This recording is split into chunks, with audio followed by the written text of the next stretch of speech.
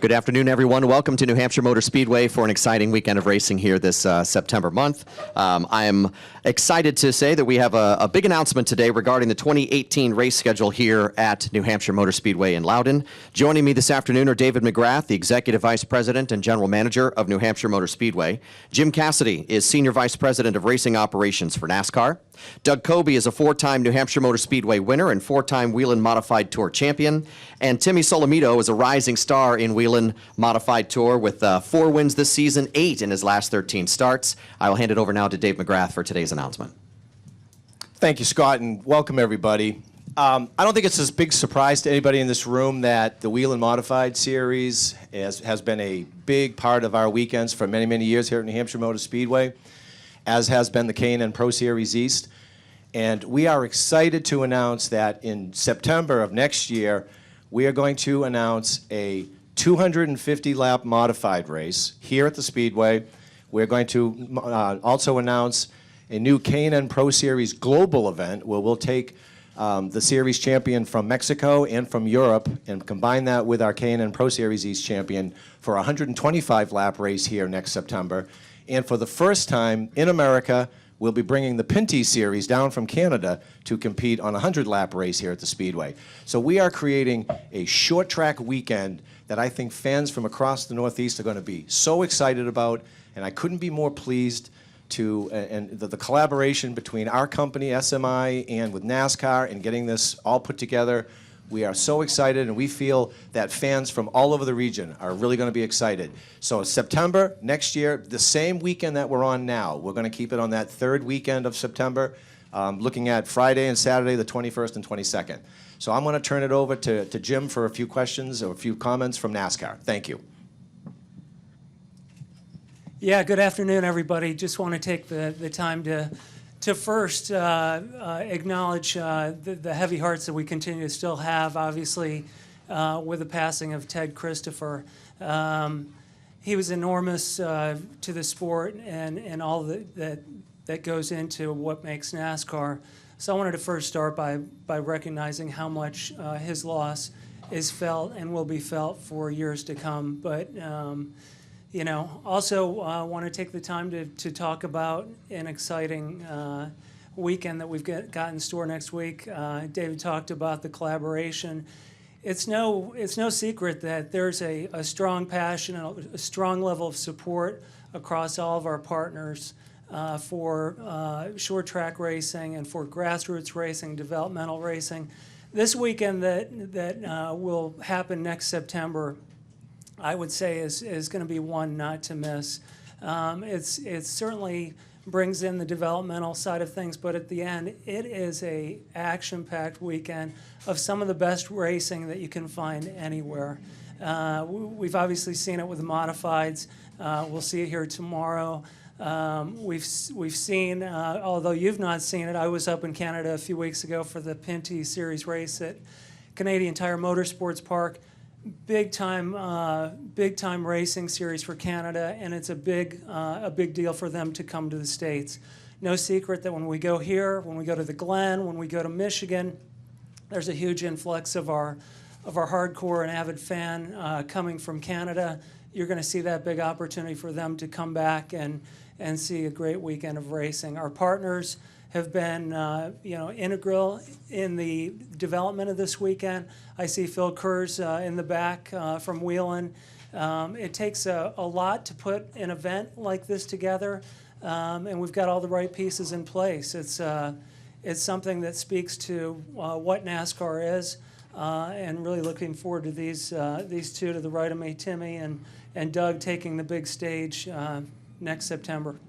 Timmy and Doug, why don't you each grab a microphone? And this announcement itself came together rather quickly. A series of meetings. It seemed to move very fast, as David and Jim could be able to attest. So we, just a few moments ago, just before this announcement, we invited Doug and Timmy over.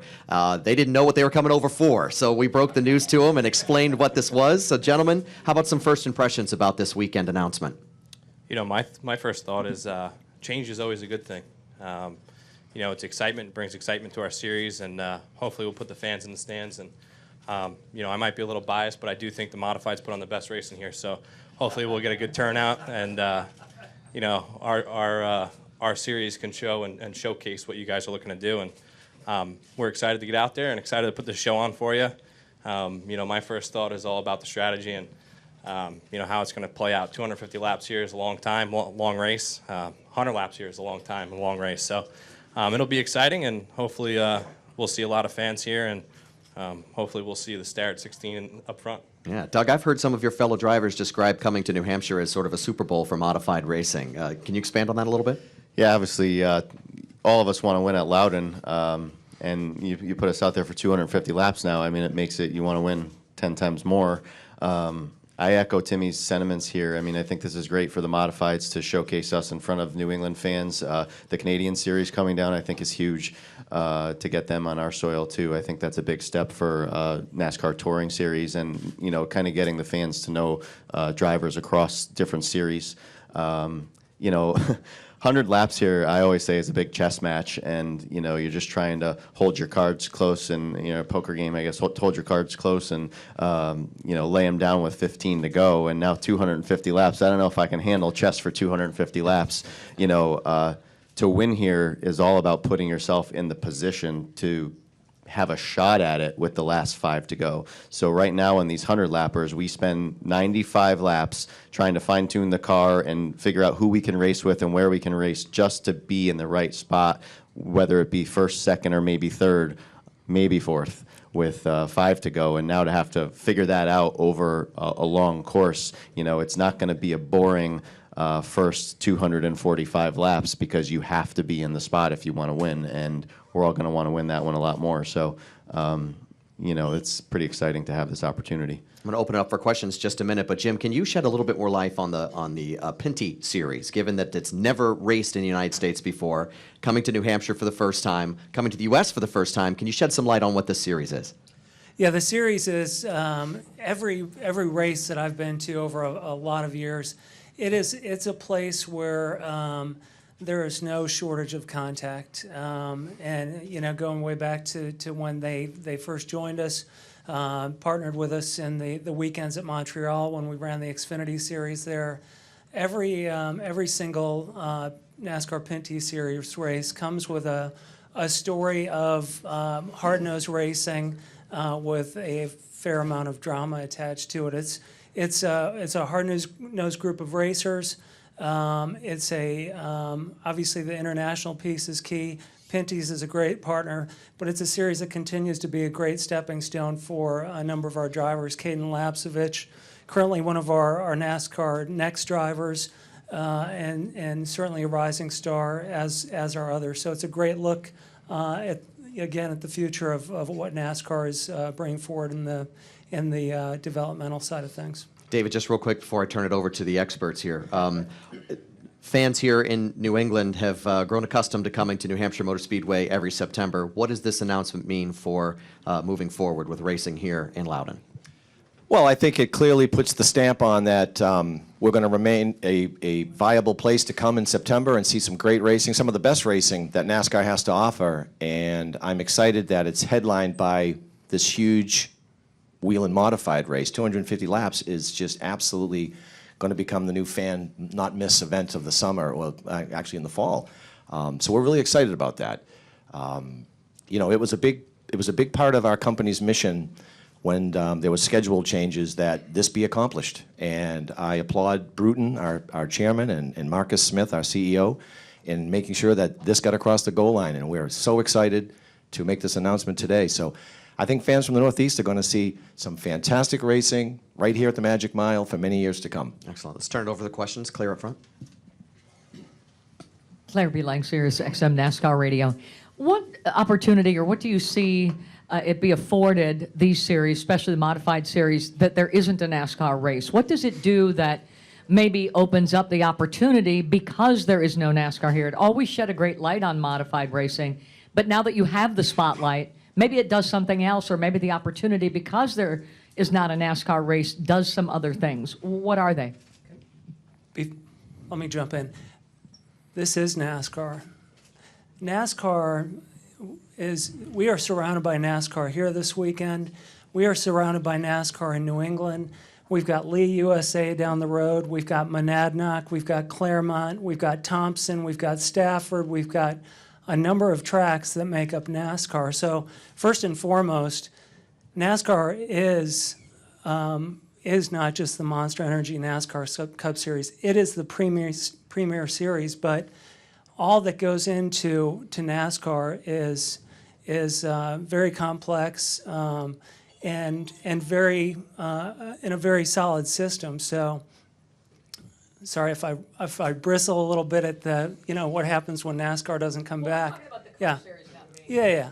So I hear you, but I think that to the point is it's an opportunity for these drivers, these crew members, these teams, and these sponsors to shine at a very big stage, and one that they've proven themselves year in and year out of being able to compete at a stage like this. So I think this just takes it up to the next level, and certainly we couldn't do that without the ongoing support, as David mentioned, of Bruton, Marcus, and all of Hawk and all of SMI, really embracing all that NASCAR consists of.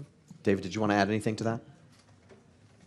Yeah, the only thing I would add to that is I think when you look at the history of modified racing on this speedway, it stands on its own, and it always has. And I think Timmy said it best. I think he'd argue that this is one of the best races of the weekend, and I think fans, when they understand that this will be the main show with a 250-lap feature, they're absolutely going to be excited beyond belief. No question in my mind. Well, Next maybe, question. because maybe it takes the spotlight, which is now shared with the Monster Energy NASCAR Cup Series and the Truck Series this weekend, and puts the spotlight totally on these racers. So maybe there is some good, I guess, or some extra attention that they will get. Is that? Yeah, that's fair, Claire. And I would say, our intent was to create a Super Bowl of regional touring, this short track extravaganza, if you will, and having the Whelen Modifieds be the headliner of that, I think is absolutely going to be a fantastic weekend. I just can't see it any other way. That feature 250 lapper is going to be one to remember and see year in and year out. We'll go to the next question, but Timmy and Doug, as a follow-up, do you feel confident that the bright glare will be following you and the fan support of this sport will continue through September of next year? Yeah, I think so. I think the opportunity really is for the fans that are going to come to this track to possibly follow our series at other tracks that we go to. There are a lot of short tracks around the Northeast that feature the modified tour all the time. And when you see us here and you like us here, you'll like us at other places too. And I think that's the opportunity that we as drivers and as a series are afforded by this. So you put us in the spotlight, we're going to take advantage of it, and we're going to bring some new fans to new tracks. Well said. Next question. Matthew Ernest with Race Pro Weekly. David, I know the ACT Tour has been a part of this weekend for many years. Are you going to continue to have them in the future at the Speedway? Matthew, we're still working through that now. I don't have a definitive yes or no. That is something we are considering and looking at, but I can't really give you much more than that at this point. Black shirt here. Connor Sullivan, Speed51.com. This is for the modified drivers. Obviously, there hasn't been a long-distance showcase race like this for, I'd say, about 10 years or so. How does it feel to finally have one coming back on the schedule, especially considering that there's been so much demand, especially from the drivers? Like I said, I think it puts a great spotlight on our series. It lets us be able to show the fans what we're made of and what we can do. It hasn't been since, I guess, the Thompson 300, really, that we've had a long-distance race like this. So I think it's going to be huge. Hopefully we'll be able to draw the attention that we need and bring in the fans and hopefully create new fans for the Whelen Modified Tour and have guys and fans and everybody follow us to other races. And, hopefully it'll shed some more light on what we do and the battles that we can create and the good racing we can provide. Next question up front. Brandon Paul, Speed51.com. Doug and Tim, obviously this is a race you guys are usually swapping the lead 3 or 4 times a lap. Do you think the strategy or the type of racing may change at all with 250 laps? It's going to have to, and it all depends on what the rules are of the race, if there's any breaks or mandatory pit stops, and that's going to really change how we strategize. ultimately, you know, a lot of the reasons why the lead changes so much, you know, we have other things to consider, like how hot the cars are running and getting fresh air in there. So, you know, I think you're going to see a lot of lead changes anyway.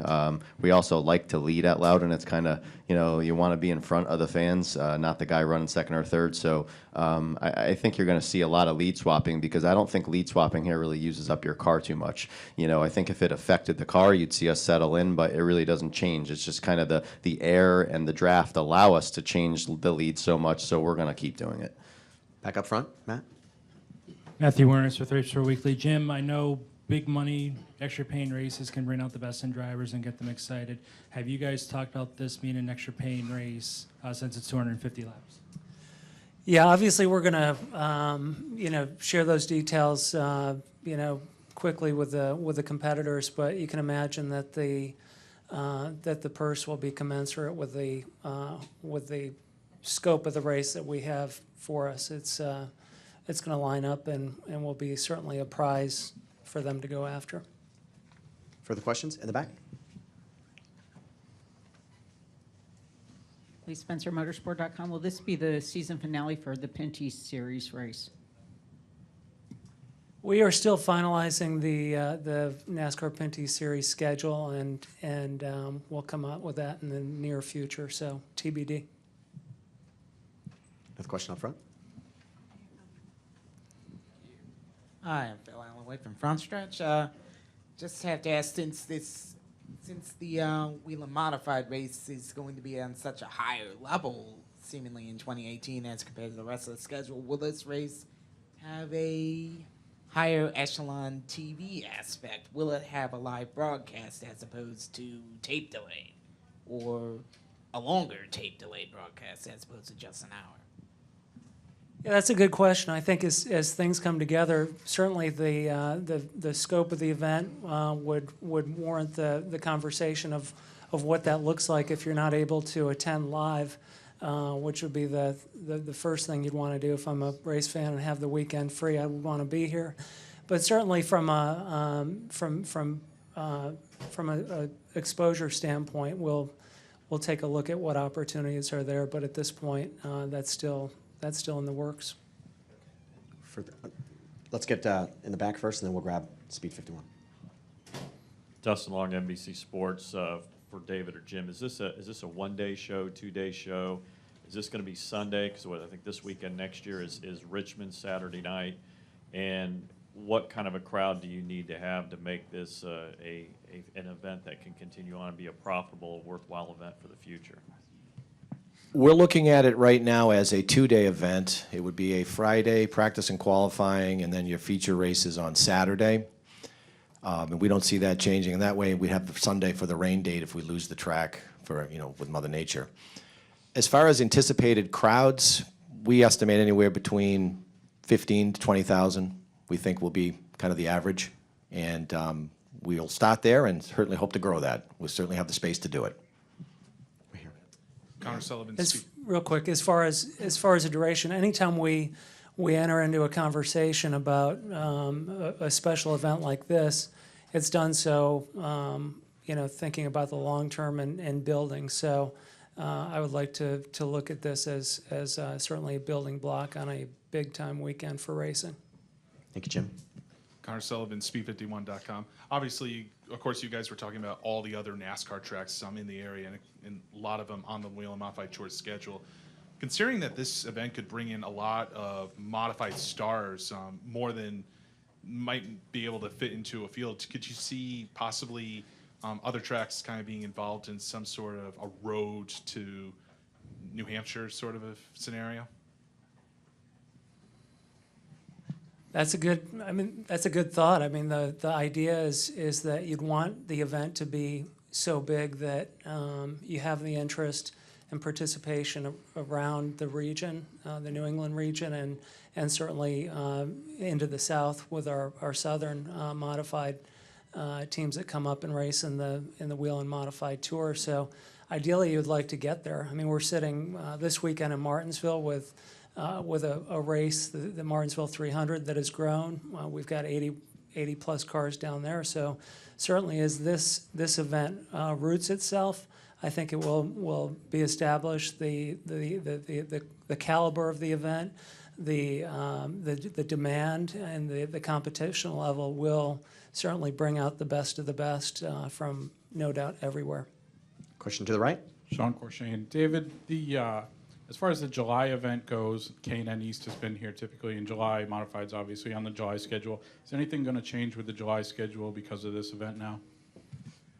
No, everything will remain exactly the same. We're in year one of a multi-year deal with both of those, so we'll have the Whelen Modified All-Star Shootout. We'll still have that event, and then we'll still have our Saturday 100 lapper, and then, of course, we'll still have the K&N Pro Series East in July as well. Further questions? One more in the back. Dustin Long, NBC Sports. Jim, this is on a different subject, but I know your hands are involved in a lot of things at NASCAR. Obviously, this week, in terms of a penalty that was issued, how much was NASCAR informed or alerted to the issue by social media that became an issue this week? And can you explain why it was a 15-point penalty as opposed to you could have gone lower or could have gone higher with that? Yeah, this is that's fine that you've asked that, Dustin. I think that every situation from a penalty standpoint is looked at separately and gauged separately as it relates to the infraction and as it relates to the remedies that we have forth in our deterrence model. And so our process is fairly regular as far as reviewing what happened over the course of the weekend, how we react going forward, and we've done just that.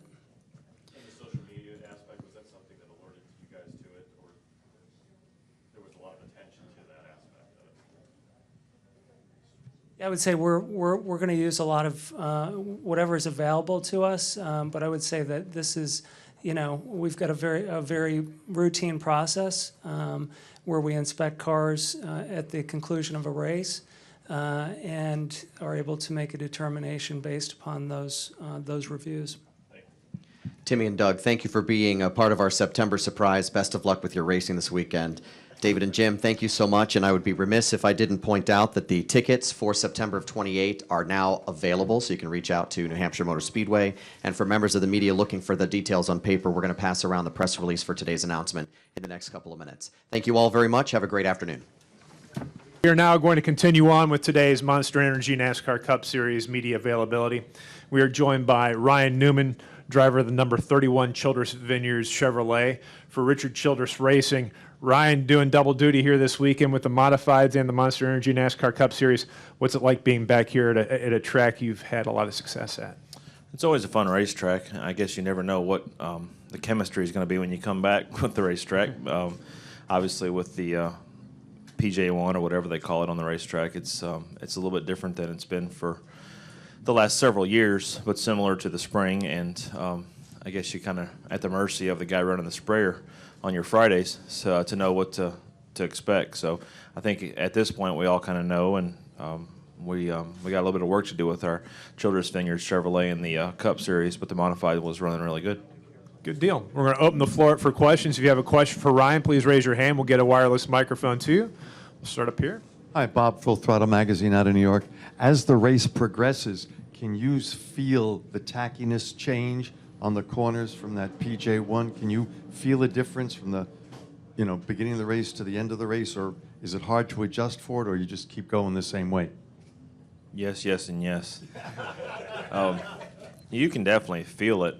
It does change, and I think it's more sensitive to the heat as far as how hot the asphalt gets and how much we spread it, smear it, pick it up, and displace it. But overall, it's the same for everybody. You just kind of got to search around at times. And most importantly, if you're trying to pass somebody, you got to go where that guy's not, nevertheless. So, it has a transition to it, but it all depends on the conditions. Amy, then Lee. Amy Harrop, Race for Weekly. So you're coming into this weekend out of contention for round 2. So what are some of your biggest focuses and things that you think that you need to work on this weekend to help your team get into that second stage? Well, we're still in contention. We're just currently in an out position. So my therapist said not to be mean to people like you. No, all seriousness, we we had a rough Chicago, and just look forward to making the best of this opportunity. And we've worked really hard for 27 races, and we got a lot of fight left in us, and just have to go out there and make the best of it. First practice wasn't the greatest, but we've still got a lot of time left to get a good finish. Come checkered flag on Sunday. Go to Lee, then to Lewis. Lee Spencer, Motorsport.com. Sports Business Journal says Caterpillar's close to renewing their deal at RCR. How much confidence does that give you, knowing that, especially in the sponsor climate, that at least knowing that the sponsor supports you, it gives you job security at this point? Yeah, I mean, you definitely want to have multiple things. You want to have sponsors behind you that believe in you, and you want to also believe in your sponsors. And Caterpillar's been a great sponsor for me personally, and for RCR and years prior to me. So for them to come back and be close to coming back is important to us. It feeds a lot of families. It contributes a lot, and most importantly, it's what we believe in. So that's a big step. It doesn't mean we're full of sponsorship, because we're not. But at the same time, having the people back that you have built relationships and partnerships with is it's kind of like a combination of family and marriage and friends. It's nice to have. What more do you need as far as inventory goes for 2018? Quite a few. I don't know the exact number, but quite a few. So we're continually working on it, like a lot of teams are. But you see different sponsors on different cars up here. There's concern for a lot of people. Thank you. Mm-hmm. Go to Lewis, then to the back to Paul. Louis Franco, Reuters. Hello. A couple of years ago, you made it all the way to Homestead on consistency. That's a word we haven't heard due to stages. And Jimmy Johnson said he finished 8th last week, and he finds out he's not 8th. Does it change the way you approach the stage racing now? I mean, do you have to run harder sooner? You have to run hard the whole time. I mean, the way the points work, there's just more of a gap now from 1st to 16th, let's say. So, and especially the top 10 with the stage breaks. So you just have to run as hard as you possibly can, get as much as you can the whole time, and at the same time not sacrifice the next stage for the stage that you're in. The big one's at the end. So, getting stage points and then costing yourself a bunch of track position for the next stage is not a good plan. So, I think I'm still trying to figure out how the 24 got all his points, but yeah. And what's an encumbered finish when you're second? What does that mean? It means you cannot use the benefit for that finish in a tiebreaker scenario. So that would eliminate Gotcha. eliminate that, and plus it eliminates that playoff point. That was a big penalty. Yeah. We'll go to Paul, and we'll go back to Lee. Paul Lambert, Short Track Scene. Ryan, you've raced this at the Modifieds here so many times. What makes that so much fun for you in the car? Just the cars, the drivers, the people. This racetrack, it's this. I haven't raced a whole lot of other modified races, but they say this is kind of the big one. So to come here and race with these guys and be competitive, and have a car that's potentially capable of winning, and just having fun. I mean, it's a different kind of racing. Because of the downforce and the horsepower and this lower center of gravity. It's just a lot of fun to drive. Back to the encumbered finish, if you could be mayor of NASCAR for the day, what would you do as far as points? I mean, is a DQ, or is it encumbered, or, describe encumbered? I mean, you had to ask what it meant. I mean... Well, I know what it meant, but see, my problem with it is he lapped me to be 2 laps down, 2 laps to go in the second stage. And I'm pretty sure his car had the same infractions at that point as it did throughout the entire race. So his situation changed my situation and the way we raced our race because of that. And obviously NASCAR deemed it an advantage. So, how do you really penalize in that situation? It's just, to me, it's shame on a lot of people for not letting it get to that point. So, and he also won a stage, and that's a stage win that could have gone to somebody else. Would you agree with that? Well, yeah, I mean he got a bonus point. He got points for winning that stage. I mean, just to me, the math doesn't add up. I mean, for how serious some of the penalties have been here in the last little bit, and then I don't know, see the guys kind of mocking their penalty from last week. Just doesn't look really good for a lot of people. Additional questions for Ryan? Well, Ryan, thanks for taking the time to join us, and good Thank you. luck. If I could have your attention in the media center, we will now continue on with today's Monster Energy NASCAR Cup Series media availability. We're joined by Denny Hamlin, driver of the number 11 FedEx Ground Toyota for Joe Gibbs Racing. No stranger to victory lane at this racetrack, winning in July and trying for the season sweep here. Denny, what's it like to be back at this racetrack pursuing yet another lobster? Yeah, it's obviously a great racetrack for us, and we performed really well here. And I don't think we had the best car here earlier this year, but we found a way to win, and that was really important. And hopefully we have a little bit better car, give ourselves a better chance to win, even with because we can't always count on our competitors making mistakes, and that's kind of what happened this time around. So we'll try to get the best car possible and see if we can't capitalize. Good deal. We'll open the floor for questions. We'll go to Amy, then to Pat. Amy Harrop, Race Pro Weekly. What do you think makes you so successful here at New Hampshire? And what are some things that, even though you are really great here statistically, what are some things that you're looking on improving this weekend? Well, I think that, I think it's just, it drives like a short track. This is a 1 mile short track. It's flat, and that's typically where we have excelled throughout my career. That's probably why. But we still need to get better. I thought over the last few races here, we haven't been a top 3 car. We've been a top 5, but not a top 3. And so I've got some notes that I'll try to improve on this time around. Go to Pat. Pat Nicole, NASCAR.com. It just seems like Gibbs as a whole has been really strong here the past 3, 4, 5 years. Is this a place that you guys really focus on, like as an organization? No more than any other racetrack, really. I think that we do have a package that works well at this racetrack. It's been passed on through all the drivers. There's a lot of data sharing, so there's really not many driver advantages anymore. So that just kind of gets passed down, and the speed is infectious. Additional questions for Denny? Go to Lee. Can you tell the lobster story about where you found the lobster and how you've been freaked out about lobsters ever since? Tell a lobster story?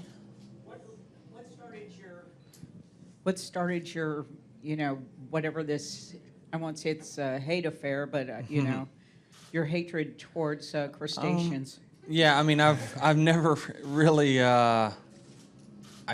liked them to begin with. I don't like the taste of them. I just don't like looking at them. They have pinchers, really. So I don't like anything that's ugly and has pinchers.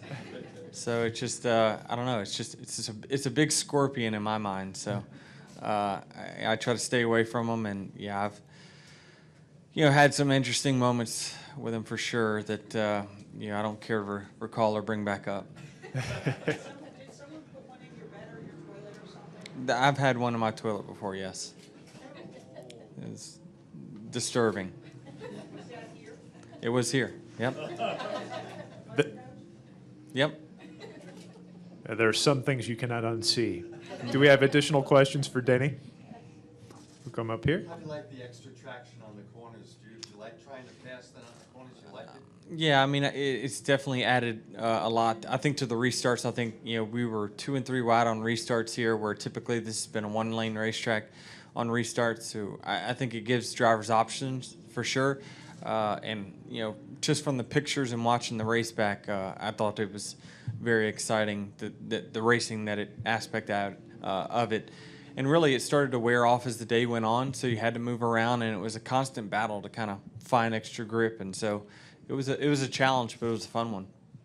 If you're in the third lane and it gets a little soft on you, can you still have a little room to maneuver and not lose it? Yeah, for sure. And that's the thing, is you're always chasing grip around this racetrack, and so you'll always search for where it's not worn off. So it'll change as the race goes. Every 50, 60 laps, it'll change where you need to be running. Dustin? Dustin Long, NBC Sports.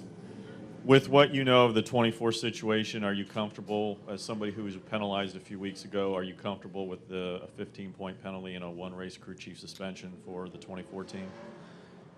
I don't know a whole lot about it. All I know is they had a great points day. really, I think they just took a few stage points away from 'em for the most part. So, I mean, from my standpoint, it looks like it's a misdemeanor. NASCAR didn't deem that a very big penalty, so there must not have been any intent there. I guess it was all on accident. Additional questions? Well, Denny, thanks for joining us. Good luck this weekend.